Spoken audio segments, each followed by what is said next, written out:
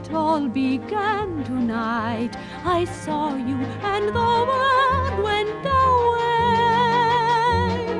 Tonight, tonight, there's only you tonight. What you are, what you do, what you say. At around 8 a.m. on November 29, 1981, the lifeless body of Natalie Wood, the legendary actress known for her starring roles in some of the most iconic movies ever made, including Miracle on 34th Street, Rebel Without a Cause, Splendor in the Grass, West Side Story, and Gypsy, was discovered floating in shallow water near Catalina Island, a popular vacation getaway 26 miles off the coast of Los Angeles. Despite decades of investigations by law enforcement, the media, and private investigators hired by Wood's family, the death remains officially unsolved. However, a close look at the facts, including new evidence and witness testimony that has emerged in recent years, suggests to many that there really is only one plausible cause of Natalie Wood's death. Here's what we know. In the weeks before her death, Wood was shooting a big-budget sci-fi thriller called Brainstorm on location in North Carolina. MGM Studios had high hopes for the film, which, in addition to Wood, starred 3 recent Oscar winners: Louise Fletcher, Cliff Robertson, and Christopher Walken, the person who would become the biggest star of them all in time. Principal photography on Brainstorm wrapped in late November, and the cast and crew returned to Los Angeles for the Thanksgiving holiday. Wood spent Thanksgiving Day with her husband, the actor Robert Wagner, and their 2 daughters, and the next morning, Friday, November 27th, the couple drove to Marina del Rey and boarded their 55-foot yacht called Splendor for a weekend away. Wood and Wagner had purchased the boat 7 years earlier, and, despite Wood's deep-seated fear of open water, they used it frequently for short family vacations.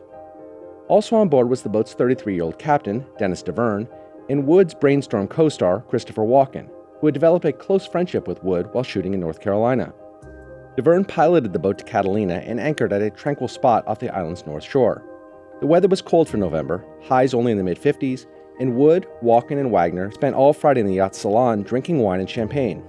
According to Captain dver, Walken and Wood spent most of the evening engrossed in conversation about acting and career choices, which seemed to bother Wagner, who was having a difficult time diverting his wife's attention from the much younger Walken. dver said he detected a noticeable tension between Wood and Wagner that night, but things eventually calmed and they retreated to their cabin. Wood slept in on Saturday morning, and when she emerged, she announced she was going ashore to Catalina, and Walken quickly said he would like to join her. Wood agreed, and they tendered ashore, while her husband stayed behind. Wagner later joined them on the island for a long dinner, and the 3 returned to the boat late Saturday night, clearly drunk but in good spirits. Back aboard, they continued drinking until about 11 p.m. dver later told investigators that as the night dragged on and Wagner continued drinking, his mood began to sour. He grew steadily more upset as Walken engaged in what he apparently perceived to be a heavy flirtation with his wife. Finally, Wagner snapped. He picked up a bottle of wine and smashed it on the table, and then turned to Walken and yelled, "What do you want to do, fuck my wife?" dver separated the 2 men, and Walken retreated to his cabin. Wood, presumably shaken by what had just happened, likewise went to her cabin, and a few minutes later, Wagner said he was going to join her. What precisely happened next between Robert Wagner and Natalie Wood will likely forever remain a mystery.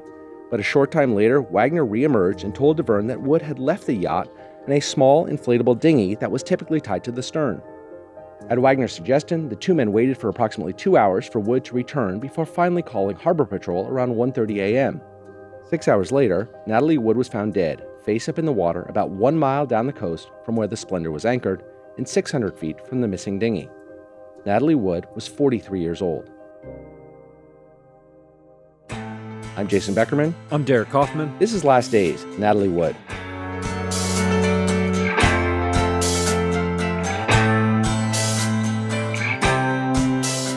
Two days after Natalie Wood's disappearance, the LA County Coroner released its preliminary findings. It noted that when Wood was found, she was dressed only in a flannel nightgown, a red down coat, and a pair of wool socks, and that she had 39 fresh bruises on her arms and legs, as well as a minor abrasion on her left cheek. Toxicology tests revealed that she had a blood alcohol content of 0.14 and unremarkable quantities in her system of Dramamine, a drug used to treat motion sickness, and sodium pentothal, a mild painkiller. The coroner also released summaries of the sheriff's interviews of the 3 men on board. And according to the report, Wagner and dver told nearly identical stories about what happened, which, as we shall see, differ dramatically from what we now know to be the truth.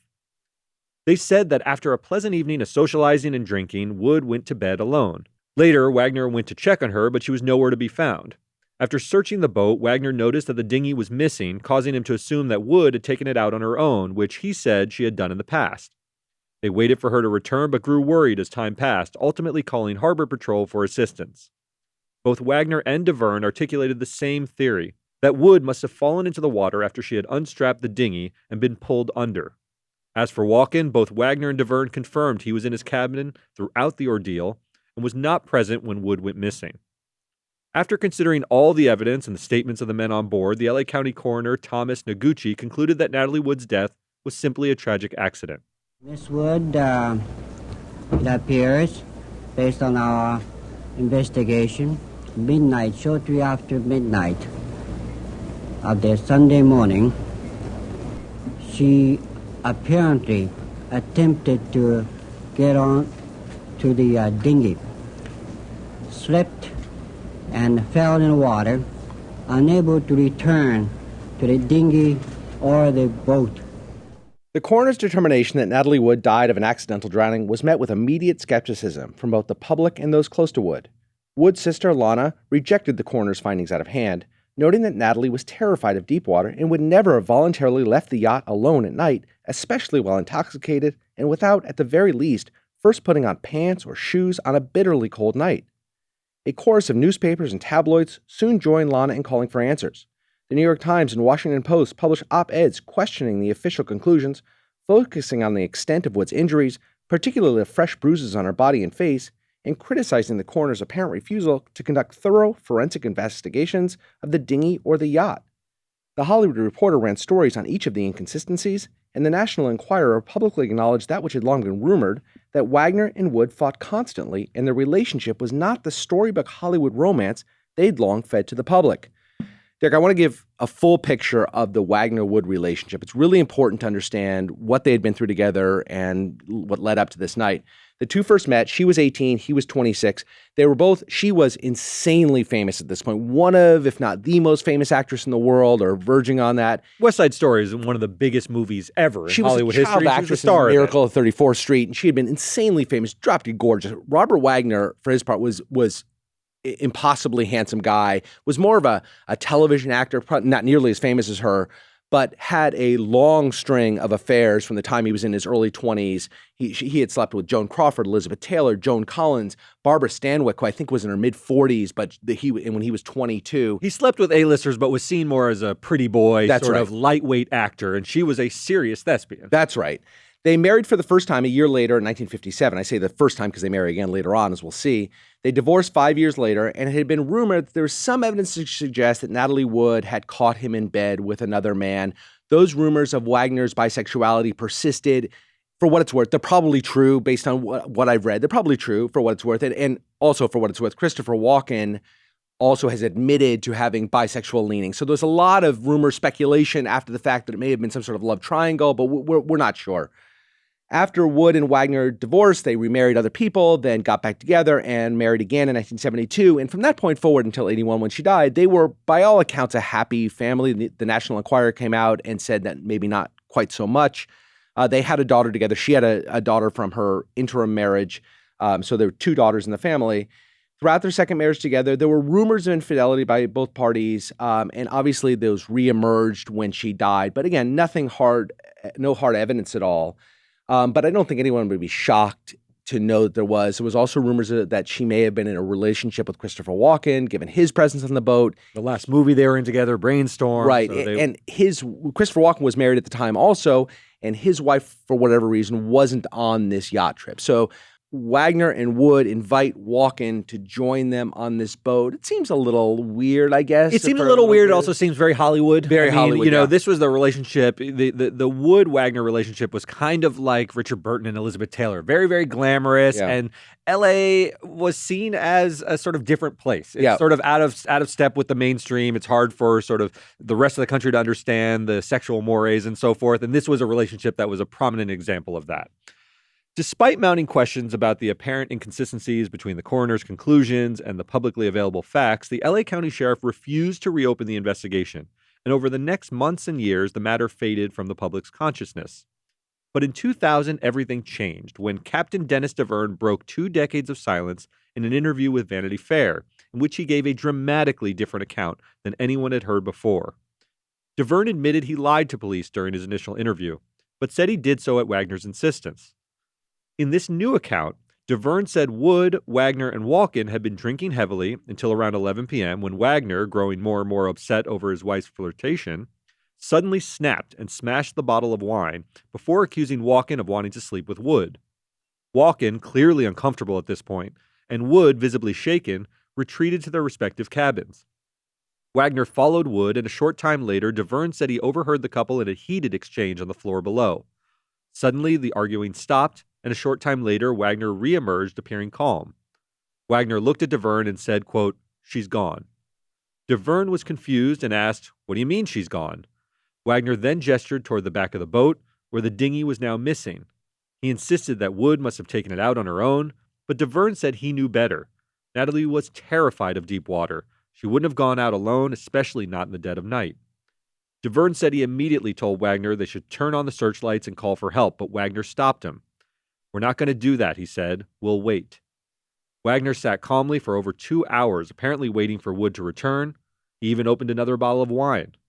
Finally, at 1:30 a.m., he allowed DeVerne to make the emergency call. And as they waited for help to arrive, DeVerne said Wagner coached him on the story they would tell to investigators. DeVerne's revelations created a firestorm of media interest. For the first time, the public began to see a different side of the events surrounding Wood's death, one that suggested Wagner was untruthful and perhaps even responsible for what happened.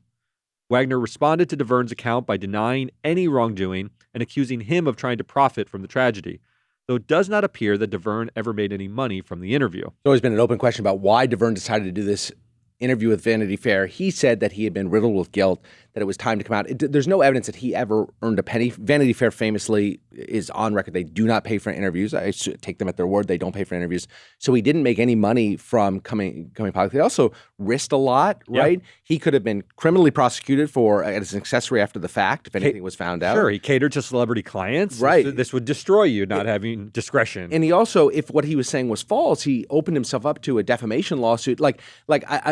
Maybe he just wanted the fame. That's possible. Lots of people do things simply for fame, but he risked a lot by coming out. It doesn't look like he had any monetary reward. So I think, and you're looking at it, maybe you give him a little bit of credibility based on that. I don't know exactly what you think about why somebody would come forward. Yeah, I remember it being sort of a bombshell. I was 20 years old, and Natalie Wood's death was this great Hollywood mystery. It was sort of in the category of the Black Dahlia and so forth. My mother was fascinated when this interview came out because everyone, even early on, suspected that Wagner maybe had something to do with it. The nature of the relationship was volatile. They were all on a yacht. But all of the details of her being terrified of water, the 39 fresh bruises start to look very different when you read his interview because at least at a minimum, whether you believe Robert Wagner was responsible, there seemed to be some sort of altercation beforehand because the slip and fall would leave maybe one bruise. That theory of her just falling in the water and drowning always felt a little hollow. Whatever DeVerne's motives might have been, the questions he raised opened the door to renewed scrutiny of Wagner's role in Wood's death. Wagner was asked during press junkets for other TV and movie projects about the incident, and even common citizens would ambush him on the street or yell at him accusations that he had killed his wife. But as long as the sheriff's office wasn't biting, Wagner seemed content to let the matter lie. But then, in 2008, Wagner, now in his late 70s, and presumably motivated either by his slide into obscurity or the need for money or both, wrote a memoir in which he directly confronted DeVerne's accusations. In the book, he admitted for the first time that he had, in fact, lied to investigators and that much of what DeVerne had said 8 years earlier was true. Wagner acknowledged there were, in fact, tensions between he and Wood that night, leading to a heated argument with Walken. Remember, during the initial interviews with the sheriff's deputies, he had said that they enjoyed a pleasant evening of drinking and socializing. But now he admitted that what DeVerne said was true. He was incensed at Walken's and Wood's constant flirtation, and he smashed a wine bottle in anger and loudly accused Walken of sleeping with his wife. He said he had lied to police in order to avoid raising suspicions about his culpability, but it was a far cry from admitting that he'd actually done anything wrong. Though Wagner continued to deny any involvement in Wood's death, the revelations caused many in the sheriff's office to quietly lobby to restart the investigation. There was a growing sense within law enforcement that the original investigation had been rushed or mishandled. Finally, 3 years later, in November 2011, nearly 30 years to the day after Natalie Wood drowned, the sheriff's department formally announced that they were reopening the investigation into her death. Despite Wagner's insistence that the death was a tragic accident, the sheriff's department now reclassified the case as, quote, suspicious, and in 2018 declared Robert Wagner a, quote, person of interest in the death of Natalie Wood. At the heart of the renewed investigation was the mystery of why Wood, a woman terrified of the open water, had ventured out alone into the cold, dark ocean without pants or shoes, and how she had obtained the fresh bruises on her arms and legs and the abrasion on her face. I wanted to say, everyone has looked into this case very deeply. You've done a lot of research on this. I've studied this in the past. I'm hesitant to say Robert Wagner killed his wife. And for this reason, just the lies to the sheriff's department initially don't tell me that story. That tells me someone was nervous, their wife died. There's a lot of reasons. It looks bad, but it doesn't mean it was bad. We're celebrities. He knew that this was going to have a lot of press coverage, and nervousness doesn't equate to guilt. Yeah. It just equates to nervousness. Now, the cause of it, you can fill in those details, and a lot of people had the arguments, but smashing a wine bottle is not equivalent to beating your wife. It's just not, and there's always been gaps in the connection between his anger that night, which he is now fully admitted to having, and the jealousy towards Walken, to jump to murdering your wife and throwing her off a boat. It's still a large leap for me. It's a large leap. I have spent a lot of time with this. I just think all of those gaps that you just referenced are filled in by the evidence. I come away with the inescapable conclusion that Robert Wagner was somehow responsible for her death. Now, I don't know exactly how, but if you look at the facts, okay, she comes outside. There's a lot of emotion, very upset. She goes to bed or down to the room, very upset. He then follows her. There's a heated argument. She then puts on a down coat. Presumably she did that on her own volition, puts on a down coat, does not put any shoes on. The story that we are led to believe is that no shoes, no pants. It is frigid outside. It's probably down in the 40s by this point. I tried to look for weather pattern. I could see what the daytime highs were. I couldn't see what the low was at 1:30 in the morning, but presumably it's in the 40s. It's very cold outside. We're supposed to believe that she voluntarily, with no shoes on, climbs out of that, and there's about a 2-foot drop from the back of the yacht into the dinghy, climbs down to the yacht with no shoes on, untethers the dinghy from the back of the boat. She couldn't have just fallen overboard because then the dinghy would still be tied. Right. She had to climb by her own volition into the dinghy, untethers it, floats out to sea, and then at some point on a calm night, capsizes and drowns. Yeah. Fearful of water, drunk, undoing the dinghy to get some space. It's hard to believe that all of those things line. It's the only sort of plausible thing that I could come up with, he still makes him culpable, but not necessarily a murderer, would be that they had a huge fight downstairs, and she just in a peak of anger just said, you know what, I'm leaving, and went down and actually got in the boat, so incensed at her husband at that moment that she got in the boat and untethered herself. If that's true, and to me, that's not the most logical reading of the evidence. More logical is that he somehow forced her into that yacht, either conscious or not conscious, whatever it might be. But even if you take that at its face value, he then goes back to DeVerne and says, don't turn the searchlights on. Let's see what happens. She'll be back. She is alone on the open water. It is pitch black. She's alone in the open water, not dressed appropriately. At that point, he has some sort of obligation to turn the lights on, undo the boat. We are going to follow her. I mean, we've had fights with lockdown and dragouts with our spouses. We know how upset we can get.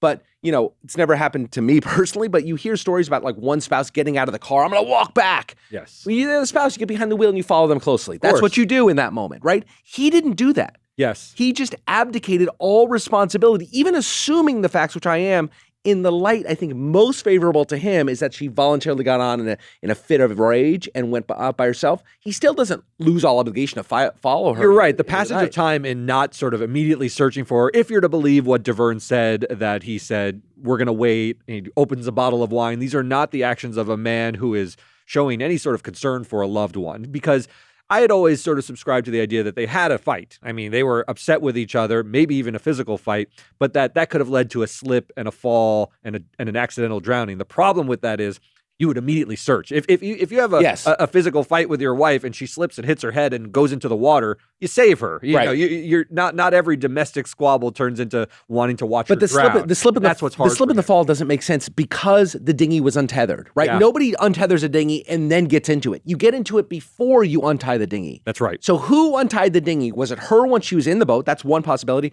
Or him which he denies, and I don't know why he would. So the only plausible thing is that she had gotten into the dinghy and untethered, or that he untethered it for her, wanting to cast her into the sea.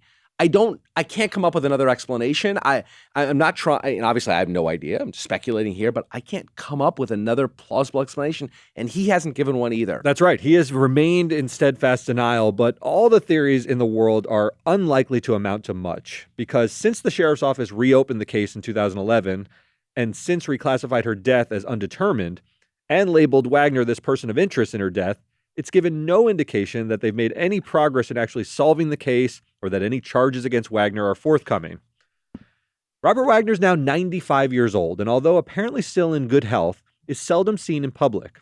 He did, however, sit down for an interview in 2020 with his stepdaughter, Natasha Gregson, Natalie Wood's first daughter, in which he shrugged off the sheriff's continued interest in Wood's death. How does it make you feel when they call you a person of interest? I don't pay very much attention to it, Natasha, because they're not going to redefine me. In this interview, Gregson, who was 11 years old when her mother died, went to bat for Wagner, saying, quote, "It's important to me, Daddy, that people think of you the way I know that you are. And it bothers me that anyone would think you would be involved in what happened to her, because you would have given your life for my mom." Wagner responded, "You're right, I would." Captain Dennis DeVerne published a book in 2008 about Wood's disappearance, in which he reiterated what he said in the Vanity Fair article 8 years earlier, that he believes Wagner was responsible for her death. In an interview to promote the book, DeVerne said he had been trying to tell the world what happened, but, quote, "There wasn't really anyone listening. I'm not in it for any kind of profit. I'm in it for the justice of the whole situation." The only other person on the boat that night, Christopher Walken, has assiduously avoided discussing Wood's death.